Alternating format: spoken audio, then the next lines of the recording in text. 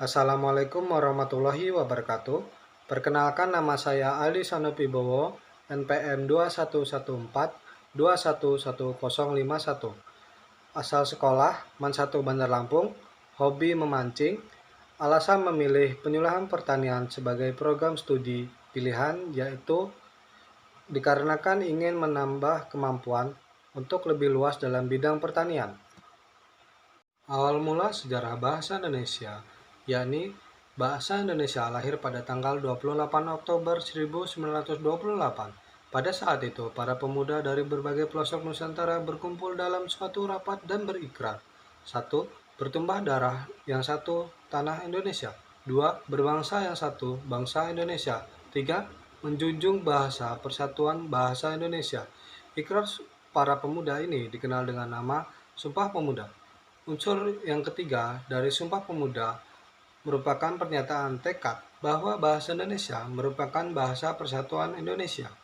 Pada tahun 1928, itulah bahasa Indonesia dikukuhkan kedudukannya sebagai bahasa nasional.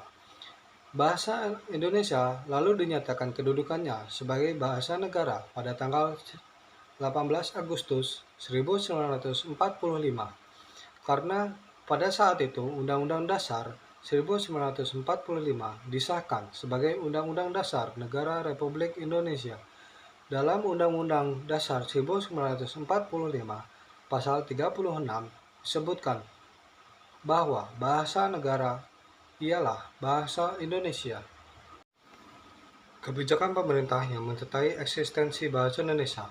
Yang pertama ada Sumpah Pemuda. Sumpah Pemuda 28 Oktober 1928 merupakan pernyataan politik yang sangat mendasar dan strategis dalam bidang kebahasaan. Karena dalam butir ketiga, Sumpah Pemuda menempatkan bahasa Indonesia sebagai bahasa persatuan yang harus dijunjung tinggi dan dihormati oleh seluruh warga Indonesia. Yang kedua, ada Kongres Bahasa 1, diadakan pada tanggal 25 sampai 27 Juni 1938. Pada Kongres Bahasa 1, ini diharapkan bahasa Indonesia dapat dipakai sebagai bahasa resmi dan setiap pertemuan, dan menjadi mata pelajaran wajib di sekolah-sekolah Bumi Putra. Dan Kongres ini berhasil mencapai cita-citanya. Hal ini menunjukkan betapa kuatnya upaya pembakuan bahasa Indonesia. Yang ketiga, Proklamasi Kemerdekaan Republik Indonesia.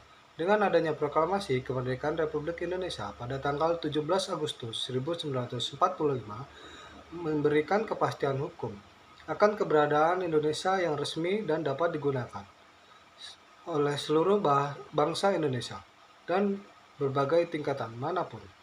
Yang keempat, Undang-Undang Nomor 24 Tahun 2009. Sejak 9 Juli 2009, keberadaan dan penggunaan bahasa Indonesia sudah diatur dengan Undang-Undang Nomor 24 Tahun 2000 tentang bendera bahasa dan lambang negara, serta lagu kebangsaan yang bertujuan memperkuat persatuan dan kesatuan bangsa dan negara, menjaga kehormatan dan menjunjung kedaulatan bangsa dan negara, serta menciptakan ketertiban, kepastian, dan standarisasi penggunaan bahasa.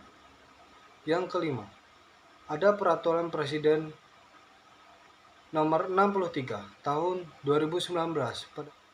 Pada tanggal 30 September, Presiden Joko Widodo telah menandatangani Peraturan Presiden Nomor 63 Tahun 2019 tentang penggunaan bahasa Indonesia. Menurut Peraturan Presiden ini, penggunaan bahasa Indonesia harus memiliki kriteria bahasa Indonesia yang baik dan benar. Jika digunakan dalam peraturan perundang-undangan yang mencakup pembentukan kata, penyusunan kalimat, teknik, penulisan dan pengejaan, serta wajib digunakan dalam dokumen resmi negara seperti ijazah, akta jual beli, surat perjanjian, dan lain sebagainya. Sekian yang dapat saya sampaikan, kurang lebihnya saya mohon maaf.